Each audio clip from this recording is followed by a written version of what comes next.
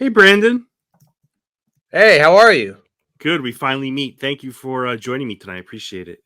Hey, man, I'm really sorry to hear about your dog, and I get it. Yeah.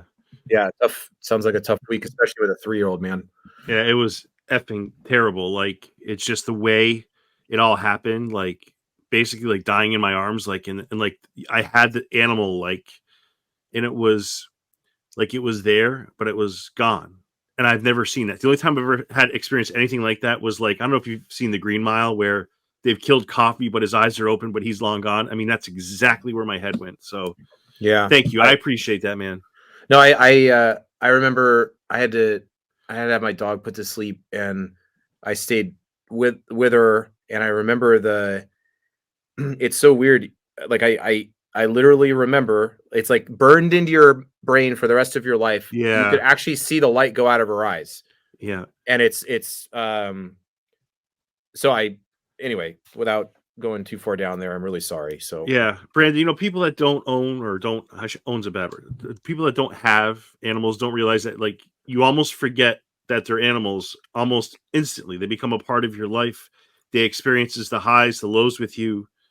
And I don't know. I think people that don't have pets or don't have a dog or a cat or whatever don't get that, but you clearly get it. yeah. And Well, especially a dog, and especially for 12 years, right? Is that what it 12 was? years old. Yeah, I Yeah. mean, Yeah. come on. That's a family member at that point. Well past that point. Yeah, yeah, So, you get it. So thank you for that. So just going through your amazing career, man, I gotta say, you've done some horror movie stuff. I don't think there's a scarier project than Free Solo. I oh, still, dude, right. you could talk about Thanksgiving. We could talk Yeah, yeah. about the other stuff you've done, the drama, this and that. I can't wrap my head around that. Like, I can't. So this is gonna sound terrible, and I don't mean it in a bad way. Like, part of me thinks it's a mental illness. Like, you can't be okay being that far up. Like, I don't know. What's your take on those? I can't get over it. I mean, I can't. Well, totally coincidentally, a couple years ago, I started rock climbing, but like indoor rock climbing, for exercise and for fun. Right. And I it gave me a new insight into how crazy what he's doing is, because you realize the margin. I mean, obviously the margin for error is zero, and obviously he's in insane positions, but you don't realize how taxing they are until you try something that's 1% as hard, but it's still rock climbing, and you go, I cannot believe what he's doing. I couldn't believe it at the time, not knowing anything about rock climbing, but now I know enough to know it's even crazier than I thought. And I I remember one of the earlier cuts we got. Um, he's also dealing with nature, right? So there's a scene. I don't know if it made it into the final cut, but I remember in one of them, he's basically crack climbing up through this crack that he's wedged in, and he has forever to go. And Yeah. all of a sudden, you hear bees, and you hear him, and he's like, fuck. Like he's in there, like getting stung by bees while he's trying Yeah. to climb and not fall. And that's you just have to deal with it. So Yeah. my my opinion is it takes a special type of individual regarding how they perceive risk and fear to accomplish that, because I've seen him climb with amazingly good professional climbers, and he's taken them on easier routes that are still, but they're free soloed routes, Right. and even they are like, this is insane, dude, I'll never do this again. And never, like, And people are saying that throughout the documentary. They're saying, yeah, and the documentary does a great job of like showing what happens when things do go wrong to like awesome climbers, like right, maybe not at his level, but like pretty damn close. Like, yeah, and I have nothing. I think rock climbing is an awesome thing, like especially indoors where you have guards against fatalities, right? But like correct. you said, when you're going up that high, I don't want to call it a disregard for life because he's passionate and he loves it. I'm kind of caught on this one. I don't know. I just feel Well, like here's how I look at it, because I feel similar to you do. What I There's part of me that is, as a human achievement, it is mind-boggling. Okay, there's no it's an achieve it's a human achievement of mammoth proportion. And he would probably look at it as that's worth the risk, because on the flip side, he has the skill to pull it off. It's not like he's got a death wish. He would shed at every single move and made sure that he could do everything in his sleep. What it doesn't take into account, though, is one small problem. All it takes is one rock that just chips off. All it takes is one bad foot slip, one lapse in concentration, or bad wind gusts, and you're done. And that's the part that I can't wrap my head around, is the variables to be climbing for that long, and basically like, yeah, we'll just hope for the best. Hope for the best. It's an awesome documentary, but it is terrifying to say the least, you know. Yeah. And it's amazing how many, you know what I mean, you only go around once, so you got to live life your way, but whew, that's pretty exhilarating, to say the least. So yeah, man, so I feel like you're one of many that I've had go to USC. I feel like that's like that's a staple for a lot of these for many composers. What is it about USC that makes it so favorable, Brandon, outside of its, you know, reputation as a school in general? But what is it that makes composers or has them gravitate there?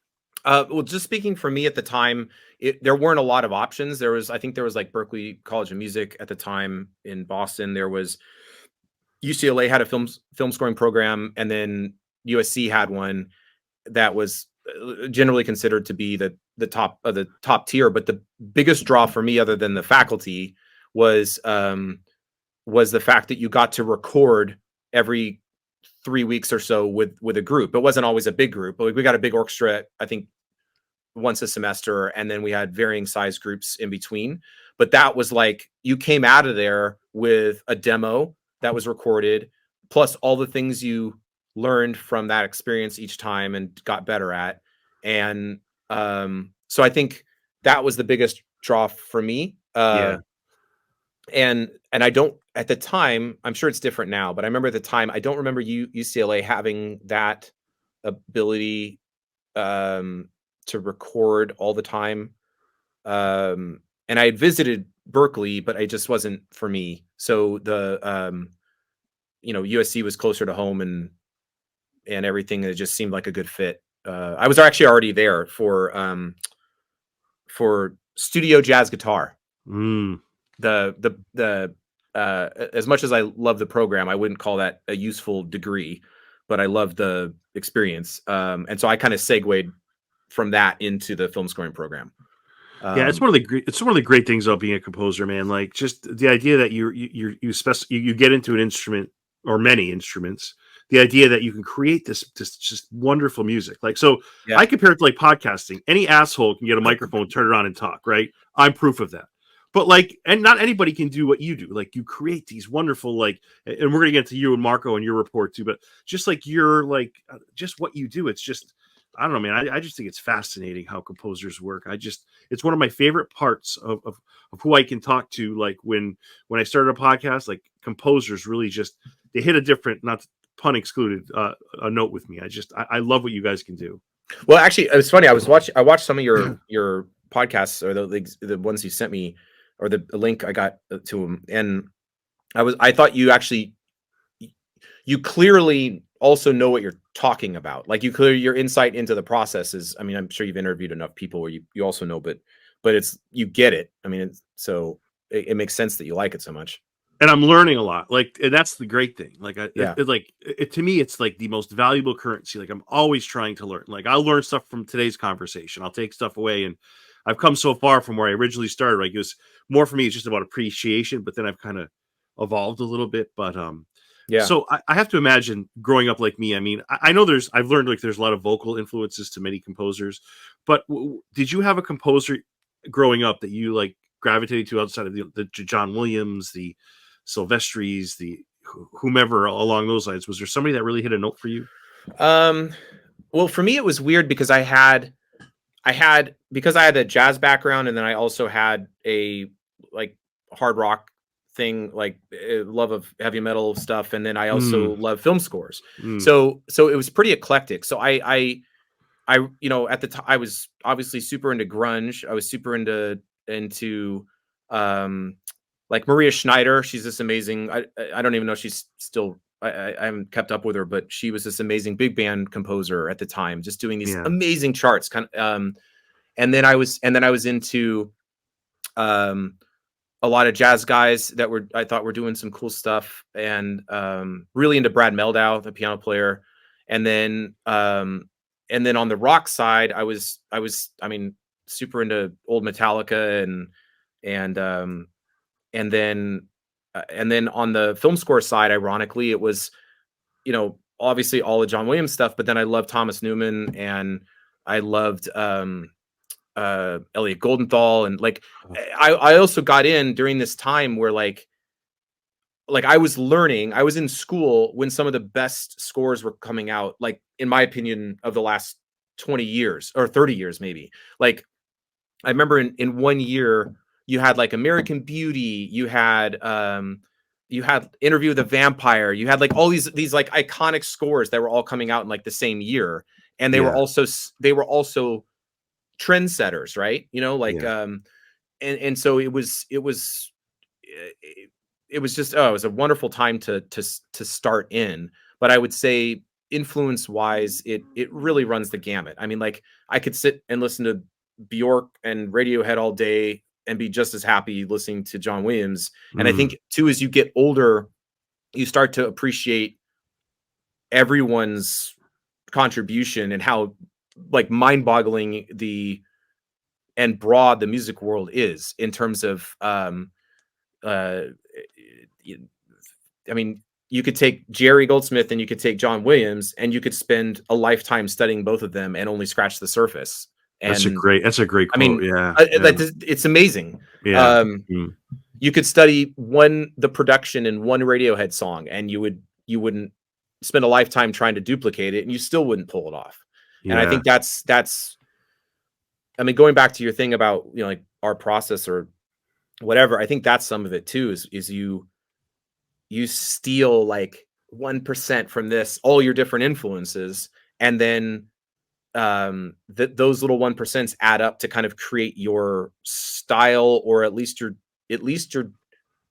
dramatic instincts, right? If that makes sense. Yeah. So and then I grew up in Carmel, so I lived really close to Alan Silvestri, and went and met him several times, and I worked at a burger place where he would come in for a hamburger. I was like, oh, nice. someday I want to be a film composer. He's like, oh, okay, man. Take a cheeseburger in the meantime. I think that's so great though. Like you made it happen. Like a lot of people talk the talk, but you walk the walk. That's great. Yeah, I was very lucky, and I had very supportive parents, and I was very lucky, and I had amazing class members and peers. And then I was very lucky later on with, meeting Bear McCreary, and then working with Marco. So, I mean, I feel like he's so underrated. Marco? Marco and Bear. I feel like Bear, as far as my other dog Bear's on the couch right now. But Bear is just the stuff he's done, like under the radar. Like this guy's, he's like the mainstream behind a lot of these great movie music. Like he's TV too. He's very, very good. Very good. Yeah. You got me thinking, and I've said this before, but I don't care. I have to say it because, everyone was hoping Leo DiCaprio won for The Revenant, because he hadn't won an Oscar. And I kind of was in the ball. I was cheering for him, but I don't want to hear another word from anybody ever until Thomas Newman gets one, because he's like 0 for 16. I know. That's Brandon. And I've said this on countless interviews, so I don't want to be too repetitive, but listen, there is no justification for that. Like the dude is a top 3 living composer, in my opinion. Yeah, well, in terms of iconic scores, how is it that if you want to feel better, this is how you feel better. Okay. It's the only way I've come to terms with the fact that he didn't win for Shawshank, and he didn't win for American Beauty, and then he's got and Meet Joe Black. I mean, I think Meet Joe Black's a masterpiece. Awesome. It's what it does for that movie is mind-boggling. But the only thing that makes me feel, I wouldn't say better, I would say it makes me feel so equally bad that it becomes a wash, is that John Williams didn't win for Raiders of the Lost Ark, right? Yeah. And so I'm like, so I've buried my hatchet. Yeah. So I'm like,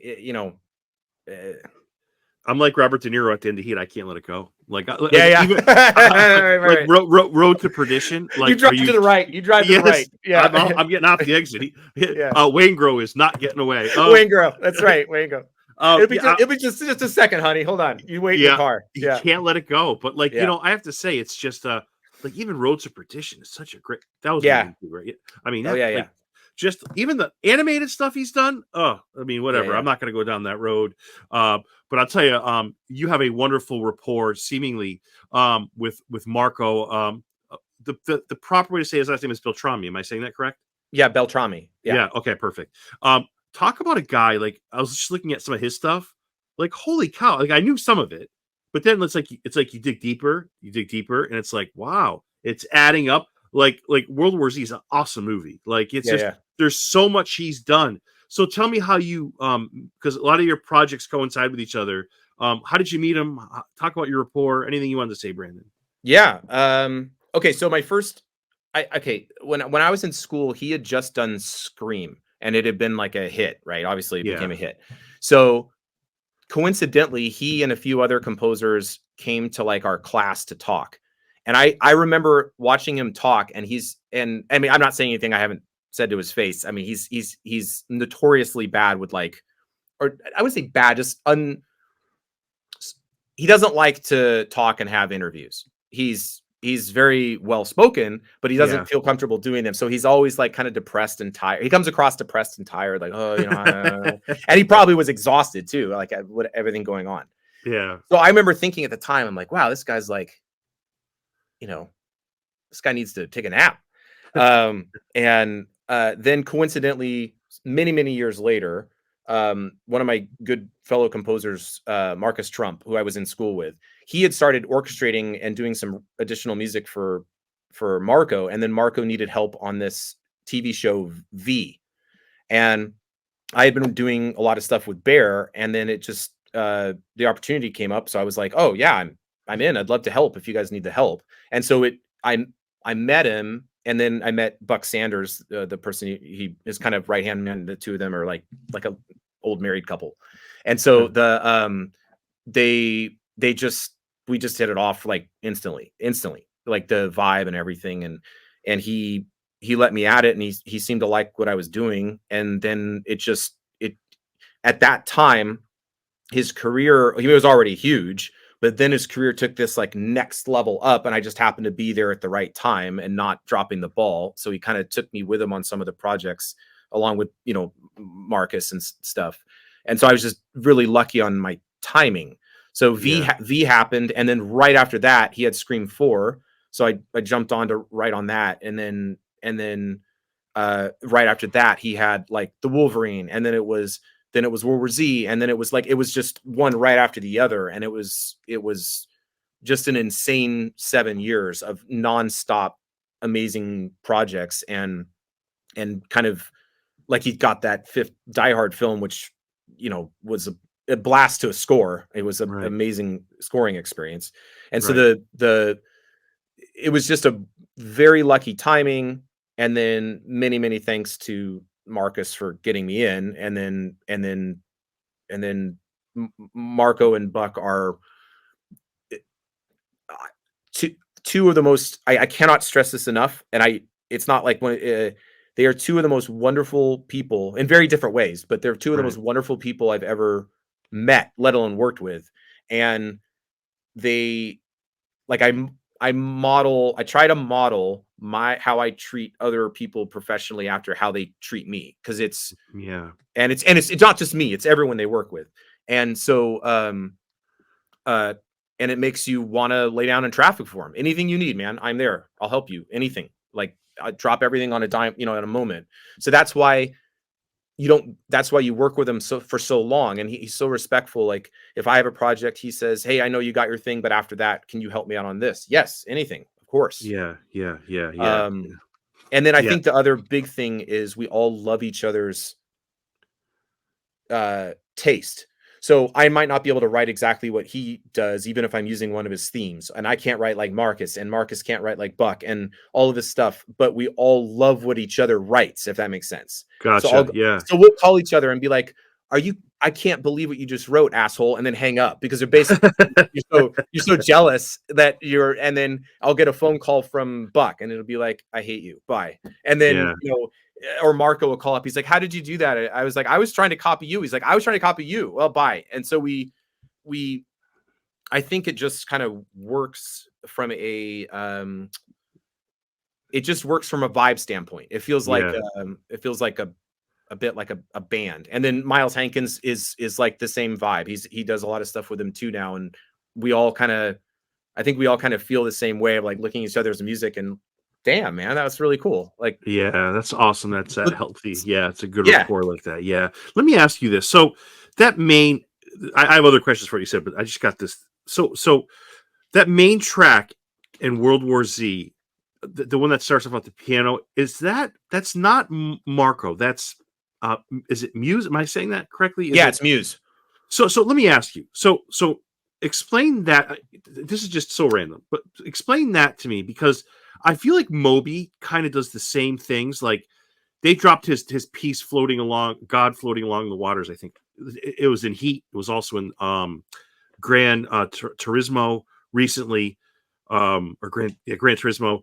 And what is that like for a composer, right? So it's like you have your own work, you have your own body of what you want the movie to sound like, but then you bring in these like eclectic guys. They're not really vocal guys, or maybe they are, but the tracks I'm talking about specifically, what is that like? Because those two guys, those two artists, Moby and Muse, I feel like are they composers, like musicians? Like how would you?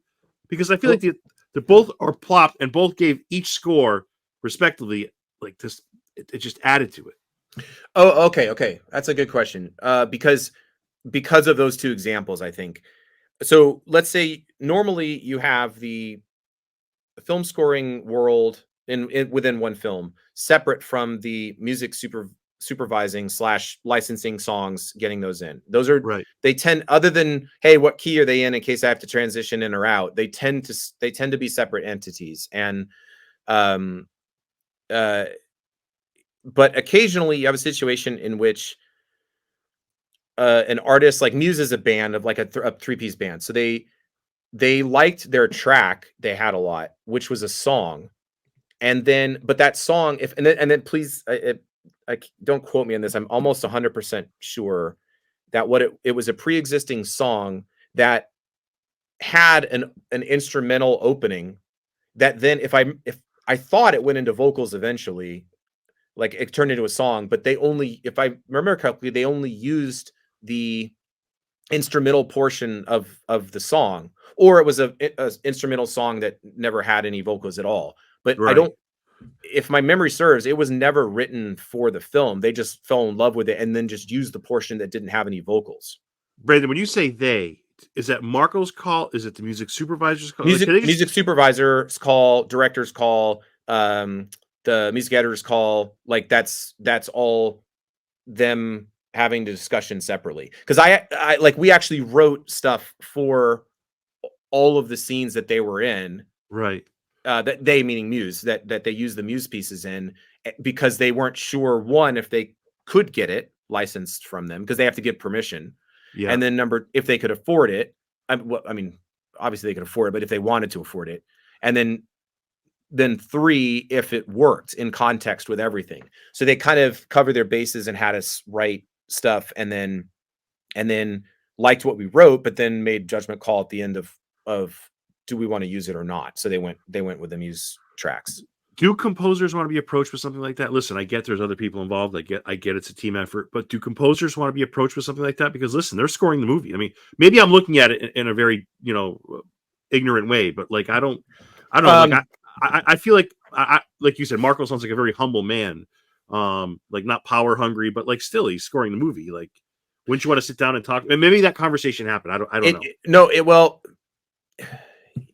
okay. In regards to songs, let's say more traditional songs, sometimes they're a breath of fresh air. Like the score needs a break. Like it needs a Yes, break. yes, I think a song can do something a score can't do. Um, it just, especially as I've gotten older and seen more and more films and seen the process of adding a song in a spot that I was rolling my eyes at the beginning saying, really, you're gonna add a song there? Do we really need that? And then you see it in context and you're like, yeah, that works really well. That works. Yeah. And that was really smart because it acts as a, not only does it have the emotional impact that's different than what a score would have, because people they just have a different relationship to songs than to what's basically to most people's ears background music. But the second thing is the the it acts as a palate cleanser. So you're cruising along in the score, especially a movie that has a lot of score in it. At a certain Right. point, you just want something different. So it acts as a palate cleanser so that you can move on. And I think like a great example is like Toy Story 2.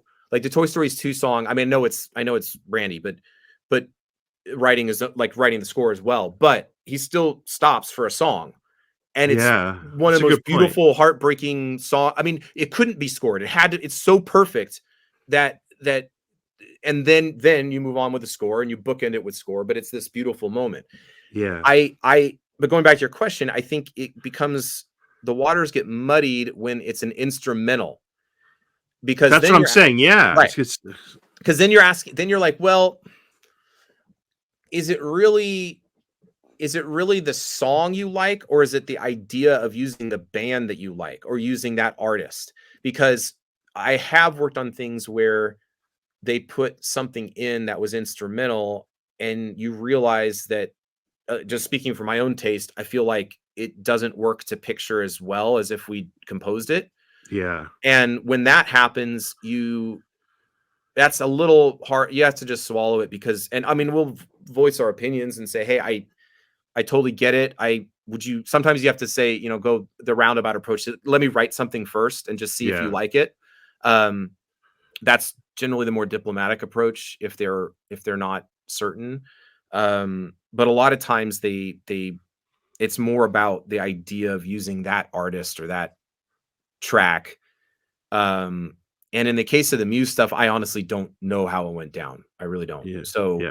the I mean, it works. I'll say this: it works. Like it's a phenomenal piece of yeah, music. You know what I mean? It's like it's amazing, as is Moby's and Heat and so forth. But so man, I got to tell you, I saw Civil War and I was like, it's okay. I don't really love it. And I feel like Land of Bad had the opposite effect. I feel like that was very underrated, very underappreciated. I had a friend that went to see it 2 or 3 times in the theater. I saw it once in the theater, freaking loved it. Like I feel like your score is underrated. I feel like this movie is underrated. Like sometimes I feel like we get caught up in talking about all the wrong things. Like people are going to watch this movie and be like, holy shit, why didn't I see this in the theater? Like this is a great movie.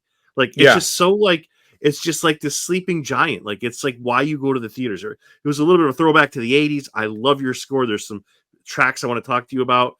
It's a really, really underrated movie, Brandon, Land of Bad.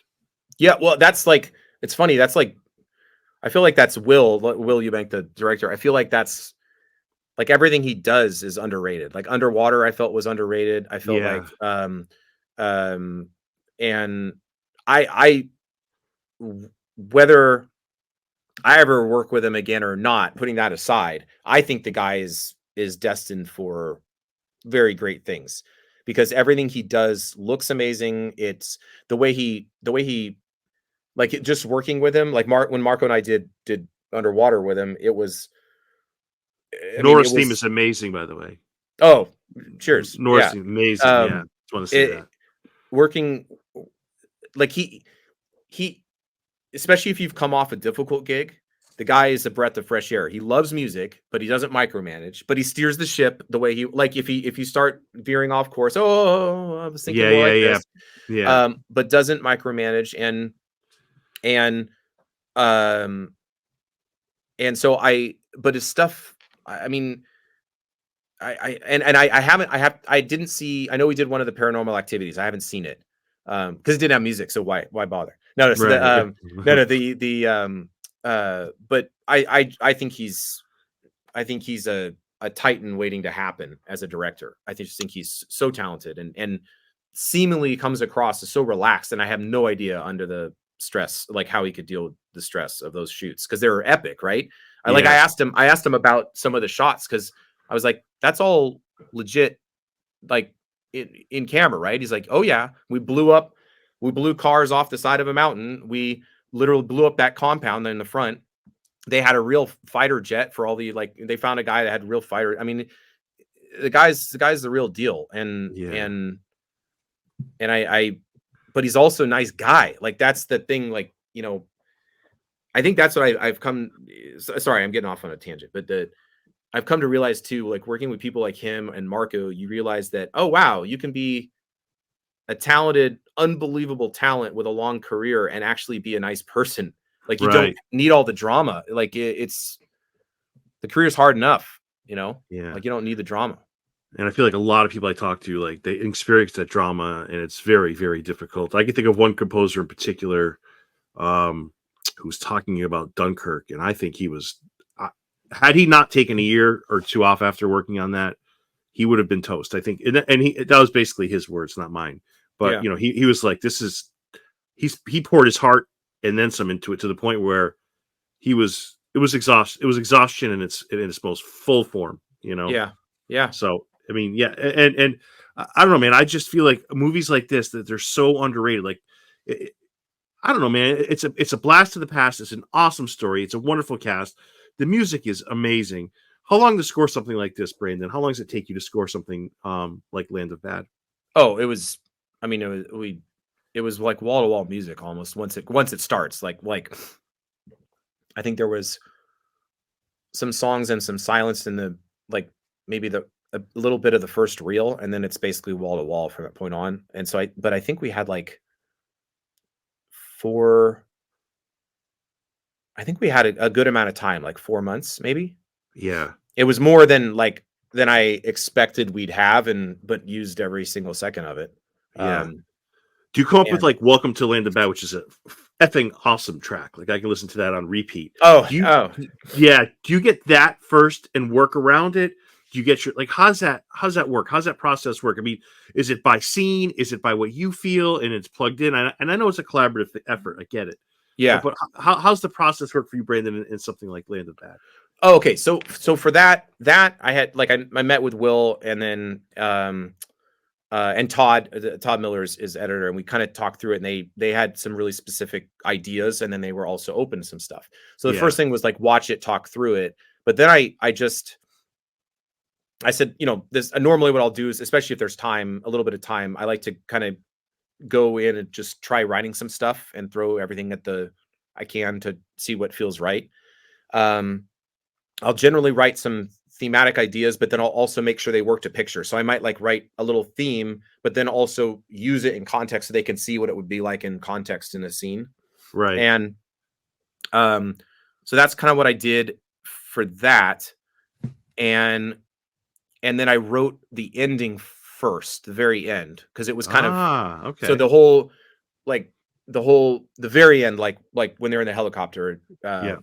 and which is kind of an odd cue compared to the rest of the movie. Like, it's the only kind of, let's say, call it warm, cue. And to kind of gauge the palette and see if they like the thematic ideas and stuff. And then once they were okay, then and I had help. Like, I worked with Alexander Bornstein and Adama DiGiorgio, who I work with a lot. And Right.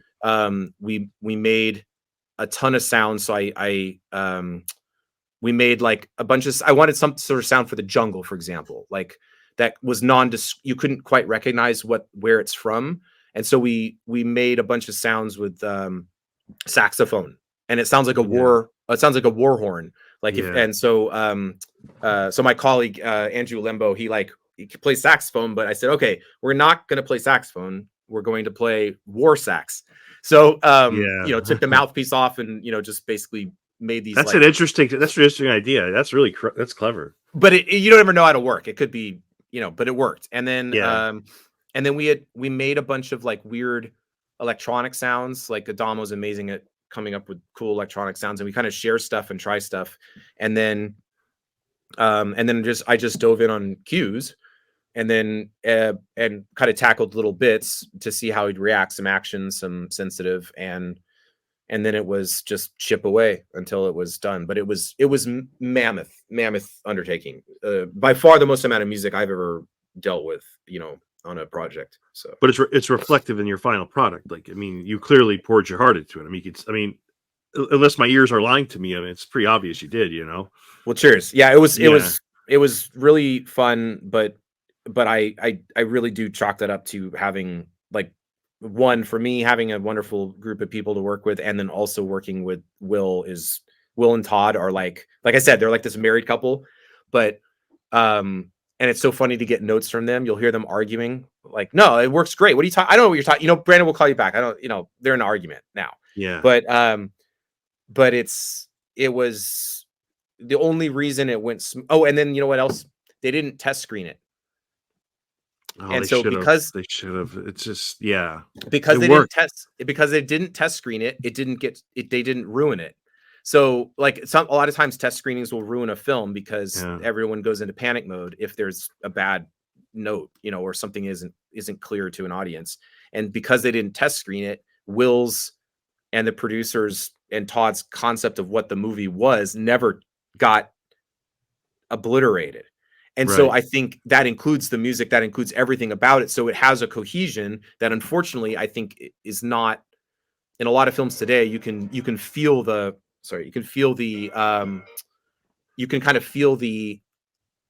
fingerprints of re-edits or trying to reimagine the film based on a bad test screening and everything. So, or reshoots, and it just didn't have that. It was a clear, he knew exactly what he wanted. It's a 90s, late 80s throwback concept. And so, I wonder if the Academy really spends, the people who vote, if they spend the time watching every single movie. Like, this is an awesome score. Listen, I don't know if it's Academy Award nominated or not, but I can tell you, I love the hell out of it. Like, I listen to it all the time. Like, I hope people that are voting are listening to music like this, are watching every single film, because I feel like sometimes things get really pop. Like, I spoke to a year or two ago, Volker Bertelmann, who won for the Western, and he had those three notes.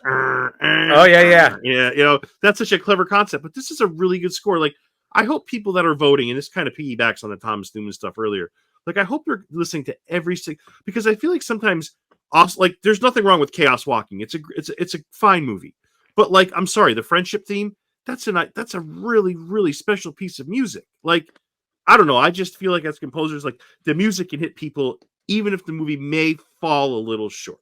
Yeah, no, I mean, I think, thank you. I mean, that's very, very kind of you. I think that is probably been par for the course since movies existed. Not always, because I do think there's occasions where, like in my opinion, I think Oppenheimer should have won Best Score, and it did. So Brandon, he scored that in 2 weeks. I heard. No, that's crazy. I don't. That can't be true, right? That can't be true. I don't believe that. I heard 2 weeks. I'm like, there's no way. I'll accept 2 weeks in a year, but I do not. No, it's not possible. So I think some films, no matter what, the score is tethered to the film, for better or for worse. So sometimes it elevates a score, sometimes it anchors a score, and it you never know, and that's just part of the career. That's why I never think of that stuff. Like, I mean, Marco and I got, like, an Emmy for Free Solo. I still have it in a box. I mean, I'm very, no, like, it's not that I don't care. It's not that I get it. I get where you're coming from. I just don't think of that stuff, man. I because it's such a crapshoot, again, if I'm sorry, man, if John Williams doesn't have one for Indiana Jones, and Thomas Newman doesn't have one for Shawshank Redemption, then, I mean, come on. I mean, dude, I can't argue. I can't argue with you. Who am I? I mean, seriously. I mean, that's like, it's a crapshoot, and it'll happen. Sometimes the rain cloud is on you, and sometimes it shines on you. There's no way to tell. how about by comparison, Brandon, something like Thanksgiving, which is obviously horror, scary Oh, as hell. okay. Yeah, Is yeah. the process different? Same process? Like, Well, ironically, not really in this case. So like Eli Roth's, I'll just say he was not at all what I expected when I first met him. I don't know why I thought, like, he's the nice, again, another nice, totally gentle, yes, kind man who I just had this before I met him. I had this image of like, oh, I bet he's like some like Hollywood, like crazy Hollywood guy, like super like eccentric and blah blah blah. As single like, he loves music so much and he has such clarity of vision for his projects, and then also for the music, but then again doesn't make you feel like you're just going through the motions of his vision, which he would do himself if he could. Like he really makes you feel like, so I sent him a bunch of thematic ideas after this, reading the script and talking to him, and then I get this really nice call from him. He's like, "You got inside my mind." I said, is that good or bad? It's like, it's fucking great. Oh wait, I gotta go. So he is just so nice and loves music so much, and it was a pleasure. It was an absolute pleasure. And again, I had more time on that than we expected because I got on early, and then they did a couple re-edits near the end that to trim it, which bought me a little extra time. yeah, So I was able to, that one came together nicely too. And I don't think any of us, like, we all love the film because it's so batshit. yeah. But he has the greatest quote I've ever heard on that film, which is, I remember seeing like this new footage he added, and I said, "Dude, you're messed up, man. Like you know, the stuff that goes inside on in your brain, it scares me." And he looks right at me and he goes, "Yeah, but imagine if I didn't get it out onto the big screen, how dangerous it would be. This is great. It's like a cathartic. It's a cathartic outlet." I'm like, Yeah, okay, yeah, yeah, yeah, I'll give you that. But he's great. He's self-aware. yeah. He knows how ridiculous it all is. I mean, in a like, and he's like a little boy when he makes this. Like, I get now why he and Tarantino are friends, because you can see the little part of him that like dorks out over movies. Yeah, he was the one. Eli was in he plays the Bear Jew, doesn't he? Isn't he the Yeah, guy yeah, with the bat? Yeah, yeah, he's yeah, yeah, terrific yeah. in that. That was supposed to be Adam Sandler. Do you know that? I did not know that. I think Yeah, isn't that crazy? yeah. I think it was supposed to be Adam Sandler. That's No, crazy. but that rings a distant bell. I think I may have seen it on the 10 Things You Didn't Know About This Movie, Yeah, the type baseball. thing. He's got that Yeah, baseball yeah, bat. He's terrific in that. yeah. It's funny how the horror genre, how memorable it becomes. I don't know if it's because people are scared to death. I mean, look at The Exorcist. That's a memorable theme. Halloween, Friday the 13th. Like, all these things are memorable. I don't know. I mean, there's other memorable scores in non-horror, but I feel like for some reason, horror, man, it's just the music is so much more important to a movie, or at least as important, because Oh I yeah, feel like yeah, yeah. a score really, really fuels a horror movie. I feel like without it, I mean, you can put all the rock or whatever you want to a movie, but I feel like a good score can really rock a horror movie. Yeah, I always look at it as, not all, but most horror films are a person slowly walking around a hallway or an alley. So that's what your footage is. So Yeah, the only yeah, thing that makes it scary is a combination of sound effects and score, and sound effects will only get you so far. yeah, So the yeah, it's I actually think of horror scoring and comedy scoring in a similar way, in the sense of they're so important in creating a tone. So I wouldn't say that the melodies are important. I wouldn't say that it's something you necessarily always walk out of the movie theater humming, but the slightest change in either comic scoring or in horror scoring has a drastic effect immediately on a scene's impact. yeah, And yeah. it's always like, it's always surprising. Like, like no matter how many years I do this, I'm like, if someone will say, "Oh, move it a couple frames earlier," I'm like, yeah, okay."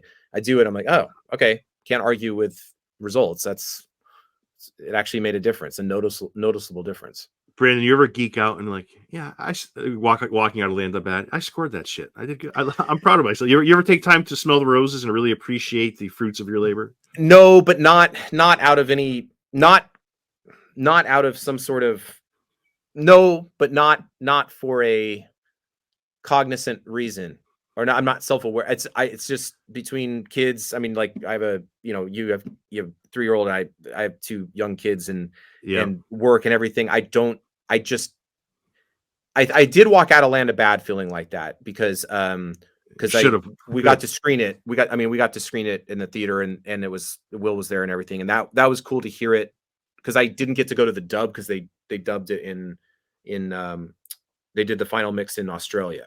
So to me, I think that the part I always am most happy with is when you get to the dub and you get to hear it in the theater. That's So, awesome. and then you realize, like, all your hard work makes a difference, because everything you didn't do a good job at is magnified by 100.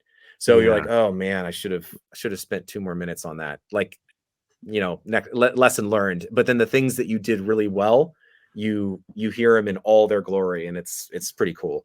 yeah. Pretty cool feeling. Hearing you talk about your kids, like I have 2 as well, and they're young. And my 3-year-old, we watch a ton of animated movies before she goes to bed, and have been. But I got to tell you, the music in animated movies, feel like sometimes is overlooked. Brandon, it's so Oh, goddamn good. it's It's unbelievable. like I'm late to the game. Like, I mean, I've seen animated movies before I had children, but I don't think my focus was there. Like, my eyes have been opened. Like, it's, oh my god, it's stunning. Like, Yeah. like composers I should be more familiar with that I haven't been. Obviously the legends, they've done, Newman's done, I think Nemo, but Yeah. like, dude, it's amazing music. Like, Yeah. where the hell have I been? Well, go back farther, and then you see, like, the real guy, like the guys that, like, all the Looney Tune guys and the Roadrunner guys, and I mean, the um the stuff they pulled off, and the amount of time they pulled it off in is, I I can't believe any of them lived past 25. Like, the amount of it takes so long to write, like, a traditional kind of Mickey Mouse, um, like, really frenetic, uh, animation score like that, where it feels like, because I did like I did a lot of orchestrating for Christopher Lennertz when he was doing, like, what was it, Alvin and the Chipmunks, and he did so I orchestrated on those, and the amount of work that went into just the orchestrating, forget the writing of it. It felt like every 2 bars of music was a complete change and a complete shift, and into a totally different style of music, or a totally different vibe, or whatever. And it's it's a special kind of person that can, like, it can score animation well and quickly. I don't understand it. The Yeah. chops you have to pull that off is mind-boggling. And TV's a pain in the ass. Like, that's kind of the consensus. I've not a pain in the ass, but I feel like talking to other composers, and maybe you can add to this. I feel like they've said TV is I don't want to say much harder than movies, because I'm not trying to diminish that, but they said TV is very laborious as far as putting it together, especially when Yeah. you get into 18 episodes, 20. Like, it's like, Jesus Christ. I mean, I got the feeling that it can be very nerve wracking. What I think of it as, like, uh, let's say features versus TV. Each one has their benefits and their drawbacks. So in TV land, the cons are, you have to write a ton of music. Yeah. Sometimes it feels like music by the pound, and it's one episode after another. After the second you have a hard episode, screw you. You're on to the next one. You get over it. Um, the amount of logistical organization required and to get it all, everything, just the sheer quantity of music. Uh, the difference is, a lot of times you don't get as many notes, because I think in the end they're just happy something got delivered, because the TV schedules are so crazy that they're Yeah. like, you did it. There's a score at the dub stage on the due date. Um, so you don't, at least I've been lucky enough generally not to get too crazy noted. Then you could say, on the flip side, the pros and cons of the feature world are, the exact opposite. You generally have more time to write much less music generally, Mm. but it feels like, especially in studio films, like every cue feels like it's goes through a committee.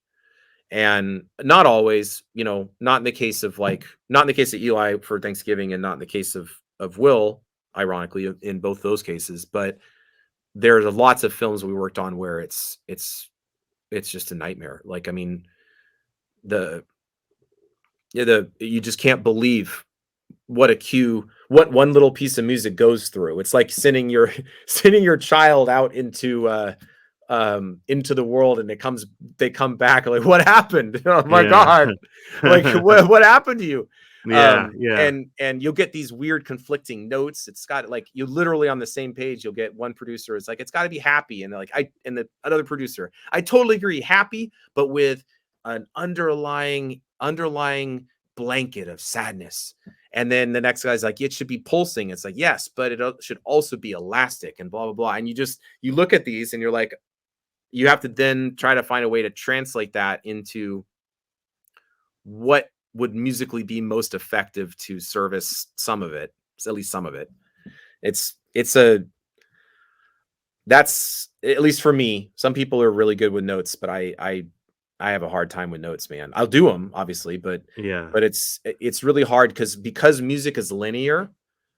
It affects everything. So if you make a change here, it affects all the stuff that came right before it, the 30 seconds leading into it and the 30 seconds leading out of it. It's not as simple as make that this. It's not a sound effect. A sound effect is generally, not always, but a sound effect is at the moment. And so someone says, I want that door slam to sound more intense. No problem. And sometimes we can do that, but then a lot of times it really does affect the whole piece structurally. And that's where it gets hard to try to reverse engineer back to something musical. Yeah, I got you. And when I watch like a TV show that has this like grandiose effect to it, like for example, The Crown and Martin Phipps, it's like I almost feel like I'm in a place I don't belong. Like, it's this man. I mean, there was a couple people that started it before he got there, but he did the majority of the scoring. But like, yeah, I don't know if you've ever seen The Crown, Brandon, but I haven't seen it yet. No, but the music is like, what the, like this, it's unbelievable. Like, it's unbelievably good. Unbelievable good. Oh, it's terrific. It's okay, like okay. it's I feel like I shouldn't even be like, I feel like I'm doing something illegal. It's so good. Like, I feel like I don't know. It's just, you hear the music, you're like, that is like, you're like, after one season, you're like, there's no way it gets better. And then it gets better. Okay, it's not going to get any better. That's and great. It's like even more, it's phenomenal. So last question for you. Thank you for all this time. You are such a terrific guest. Yeah, of course.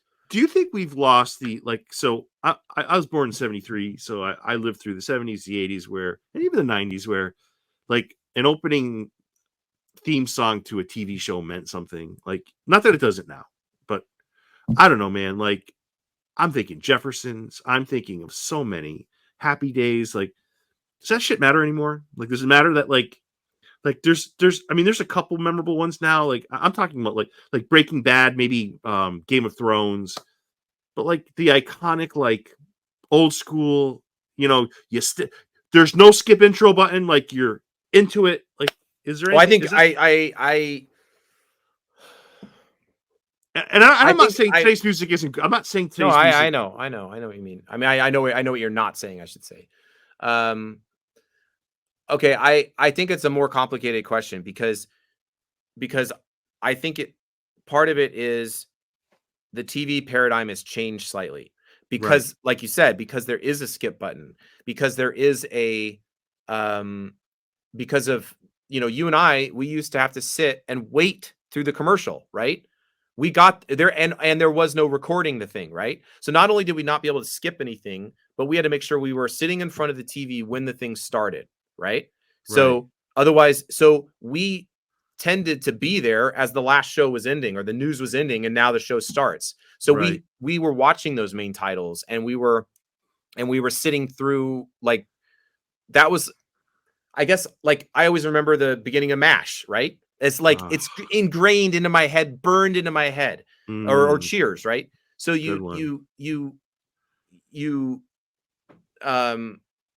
so to me, I think what it is TV has changed a little bit in the sense of now main titles aren't necessarily of equal length. There's some main titles that are very long because they are put on platforms that can make up their own rules, right? So the Game of Thrones main title is extremely long, but then Bears awesome main title for the The Walking Dead is very short, but it's probably more accurate to like a traditional TV length. It's still iconic. That's an iconic opening. It's an iconic opening. Yeah. So I guess I look at it more as TV itself has changed to a point where I feel like there is no standard anymore, and therefore it can give off the feeling of TV themes are irreparably changed. Right. And so because I think the experience of watching TV has changed, and there's so many variables now that it's just and I mean the Breaking Bad one's a great example of like I think it's iconic, and yet it's short as hell. If, you know, it is. It's very short. But even like guys like Mike Post, who did some, I don't know if he did Hill Street Blues, but like, dude, so many guys like have done so many.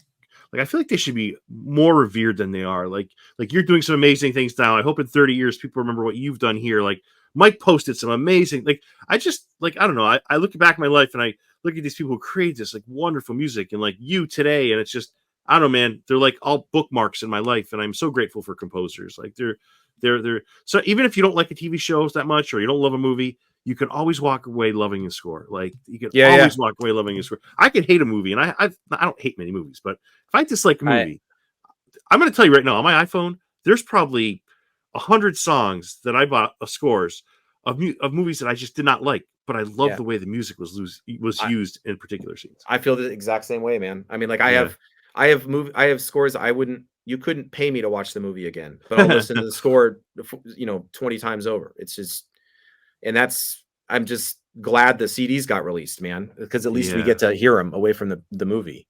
Yeah. That's really well said. Brandon, what's around the corner for you? What's anything down the road you want to talk about? Anything? I have one thing I'm not allowed to say that I'm working on now that I would love to tell you, but I think they have like a sniper rifle at me all the time. So and so that goes through the end of the year, and then maybe another thing with Will, maybe. Ooh. So yeah, and I'm starting to really love his work. You're right, Underwater. Terrific. Oh yeah, he's terrific. Yeah, he's the real deal, like I said. So Brandon, so go ahead. I'm sorry. No, that's it. So so I'm keeping busy. Lastly, if you wanted to overnight that Emmy, I could put it like over here. I think display really well. Yeah, if you ever listen, if you're looking for a place to display it, I would be happy to do it on your behalf. I'd put like a signed Brandon's Emmy right here. But all right. No, yeah, you're welcome. You're totally welcome to it. But Brandon, I love your work, man, and I'm so happy you came on. It's just I wish people come away with a fraction of the love I have for music composition and what you guys really bring and girls bring to this beautiful universe we call cinema, man. Thank you for everything you've done. Thanks for having me, and it was a pleasure. Absolute pleasure. Anytime.